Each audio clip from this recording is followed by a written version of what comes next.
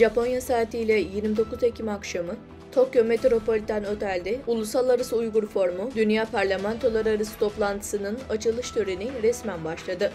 Açılış konuşması, Japon Parlamentosu eski üyesi ve Japon Parlamentosu'nun Çin'deki insan hakları ihlallerini soruşturma ve Eylem Konseyi'nin icra başkanı Bay Hirofumi Shimomura'nın konuşmasıyla başladı. Sayın Hirofumi Shimomura konuşmasında, Asya'nın en önemli demokratik ülkesi olan Japonya'nın, son birkaç yıldır Çin'in Uygur bölgesi başta olmak üzere dünyadaki insan hakları ihlallerine yakından ilgi gösterdiğini, bu konuda geri adım atmadığını söyledi.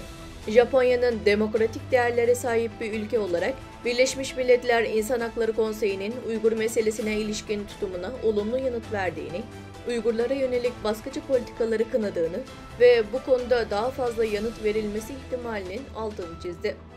Ardından Dünya Uygur Kongresi Başkanı Dolkun İsa hoş geldin konuşması yaptı.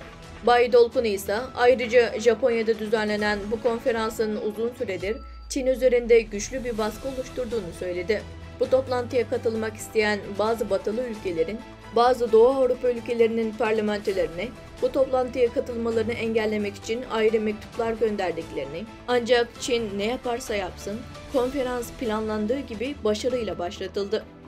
Son olarak Japonya'da Uygurlar arasında büyüyen kadın siyaset, Japon parlamentosunun en genç üyesi Arfiye Eri, canlı tartışmanın değerli konuğu oldu.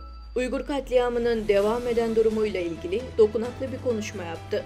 Hem Japon parlamentosunun bir üyesi hem de bir Uygur çocuğu olarak duygu ve düşüncelerini aktardı. Son olarak ise şair Abdülkadir Celalettin'in kamptayken yazdığı "Yanmak istemiyorum" şiirini Japonca ve İngilizce okuyarak konuşmasını sonlandırdı ve tüm arenayı salladı.